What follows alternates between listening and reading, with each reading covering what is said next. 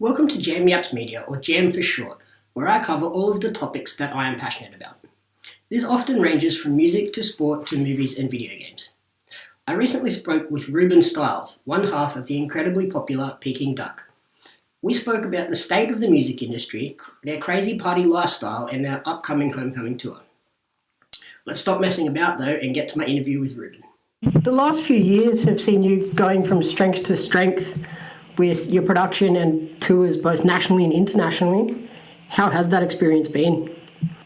It's been great seeing everything slowly climb musically and show-wise for us. It's been very, very exciting, especially now, like seeing our fan bases like grow so much in America and Canada, and seeing that it's now like at a very exciting stage over there.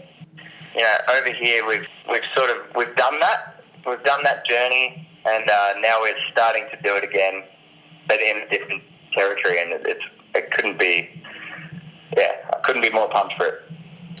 And is that one of the biggest highlights, or is there anything else that is a highlight from the past few years? Big highlights would include winning our first ARIA. That was a bit of a milestone and a highlight, but more importantly, it was that point in our lives when our family started taking us seriously and started saying, okay, now I understand what you do.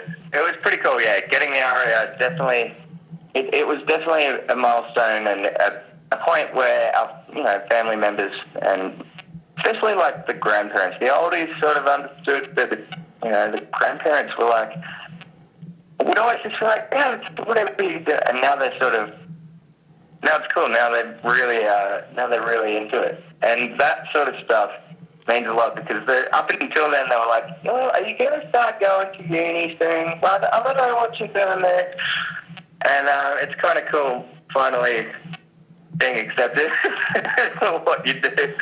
But yeah, I don't know what other highlights there are. I suppose playing Coachella, playing Lollapalooza, Splendor 2015 was the hands down highlight of all time. I remember before the set hearing the crowd chant Peking Duk, and when the front of house lighting turned off, I just remember hearing that sound of around 20,000 people scream, and it was I think it was the happiest I've ever felt. It was that would definitely be the highlight, without a doubt.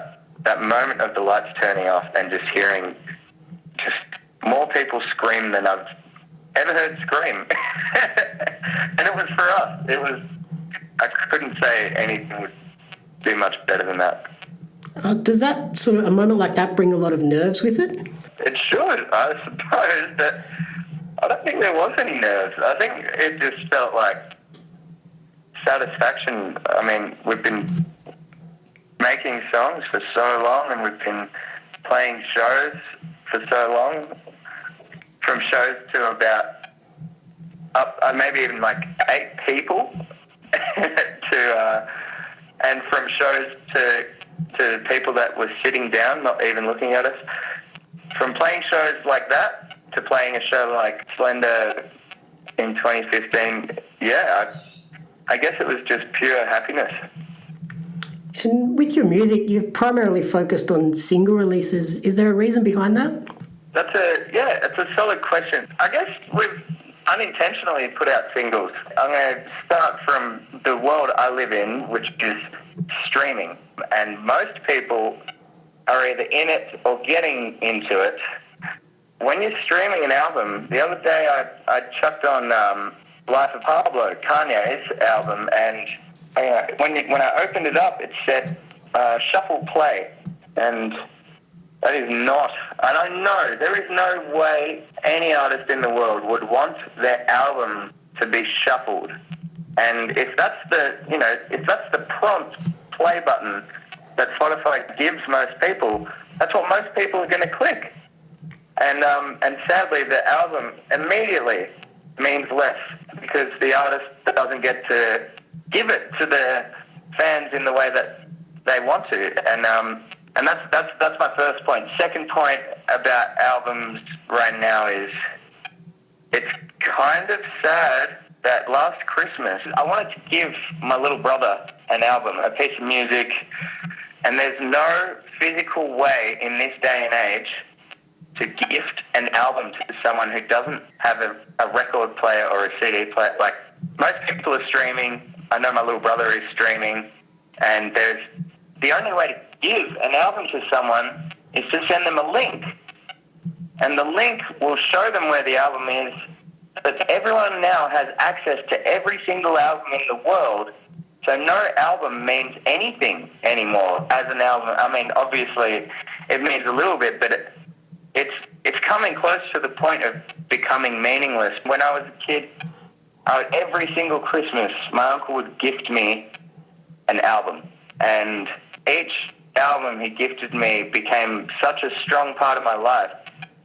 But if you just get sent a link in a text, like, there's no way to physically wrap up an album and give it to someone, and it makes it really quite sad. You can't give an album, you can't make it a meaningful gift if you're just sending a link. And anyway, that's, in my opinion, quite a sad state. So yeah, I don't know why we are doing singles. Sadly, I think the way the music world works at the moment, I've got a record player, which I've been going out buying old albums on vinyl, but most people don't have a record player, and Apple wiped CD players from their laptops like 4 or 5 years ago. I haven't had a CD player for God knows how long. I mean, I've got one in the car, actually. Apart from that, not easy. Yeah, I'm the same. And because I've got a really old car. I mean, that's the only reason I've got a CD player in there. New cars don't have them. Yep. It's the world we're in, and I guess we're adapting to that world. But at the same time, we have written way too much music to not put out an album. So for the pure sake of having a laugh and showing some of the songs, I think we will put out an album sometime before 2050. And you're about to head out on an extensive national tour. How are you feeling ahead of that? Yeah, pretty pumped. As I said, like, US and Canada have been, it's in the fun stages right now over there where everything's exciting and fun. But there will be nothing more satisfying than our homecoming tour playing in Australia. It is, I couldn't be more excited. And I've worked with you previously in my old job when you played in Wollongong at 151. Oh, yeah? Yep. I remember the sort of wild nights. Do you still party that hard when you play a gig, or have you had to tone it down a little bit? Yeah, I guess I'm trying to think of when the last time we did 151 was, and I'm pretty sure it might have been with Uberjack. Yep. And that was one of the funnest sets of all time. I love Wollongong, and oh God, that was sick. Yeah, we do party still. I think we're just slowly learning how to pick our parties. This time, 2 years ago or 3 years ago, like, after a show like that, we'd realise it's 10 a.m. and we're 3 hours from the airport that we need to be at, and we're cooking bananas in a fish bowl on a hubcap and hanging out with God knows who, and no one's in a stable mind to drive, so no one... Anyway, we'd end up in some pretty hilarious scenarios, and it's safe to say that we're getting better at not ruining ourselves for the next day and the next show especially. And lastly, what can people expect from the upcoming Sydney show? The Sydney show, I think we're going to make it very special. We're bringing a few sneaky guests for that one. I don't know why it's just that one, to be honest. We should be doing it for the whole tour. But the Sydney show was the highlight of our Australian tour last year. So we're definitely going to, make it special. Okay, wonderful. Thank you very much for your time and good luck with the tour. Thank you so much. I hope everyone enjoyed listening to this conversation with Reuben.